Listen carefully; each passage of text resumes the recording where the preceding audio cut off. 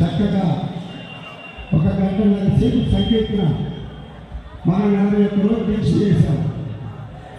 చాలా భక్తితో శ్రద్ధతో ఆలయ ప్రాంగణంలో ఉన్నాం. తప్పట్లు కొట్టుకుంటూ చక్కగా అందుకోండి, చక్కగా